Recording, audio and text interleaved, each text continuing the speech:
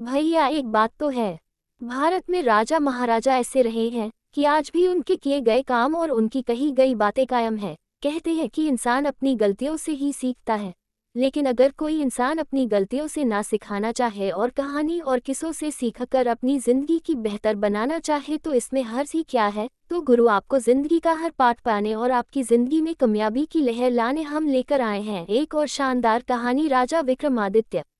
उज्जैन नगरी में एक निडर और बहुत ही साहसी युवक रहता था। उस राज्य के राजा के कोई भी संतान न होने के कारण और एक दिन राज्य के राजा के आकस्मिक निधन हो जाने के कारण राजगद्दी का कोई भी वारिस नहीं बचा। एक दिन उस युवक को ज्ञात हुआ कि राज्य के राजा के निसंतान मर जाने के कारण राज्य के नए राजा की तलाश हो रही है, इसलिए उसने भी इस पद हेतु अपना नाम प्रस्तावित करने की सोची।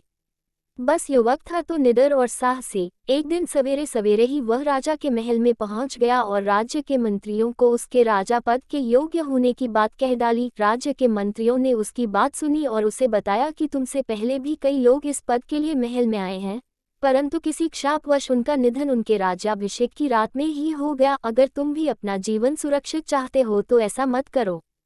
युवक काफी निडर था, उसने बिना किसी भय की ये चुनौती स्वीकार कर ली। राज्य के राजा होने की सभी परीक्षाएं उत्तीर्ण करने के बाद उसे राजा के लिए योग्य माना गया। तय समय पर युवक का राज्याभिषेक हुआ।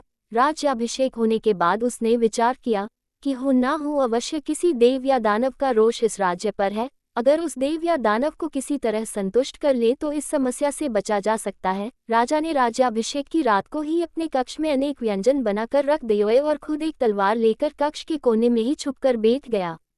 रात को देवराज इंद्र का द्वारपाल अग्निवेताल वहां आया और उन व्यंजनों को देखकर प्रसन्न हो गया। उसने सोचा क्यों ना मैं पहले इन व्यंजनों का लुत्फ उठा लूं, उसके बाद राजा को लेकर चला जाऊंगा। अग्निवेताल उन व्यंजनों को ग्रहण करके बोला, राजन, यदि तुम रोज मेरे लिए ऐसे ही स्वादिष्ट व्यंजनों का प्रबंध करोगे तो मैं तुम्हें अभयदान दूंगा। राजा ने अग्निवेताल का प्रस्ताव स्वीकार कर लिया और अग्निवेताल से बोला, तुम देवराज इंद्र से पूछकर बताओ कि मेरी उम्र कितनी है।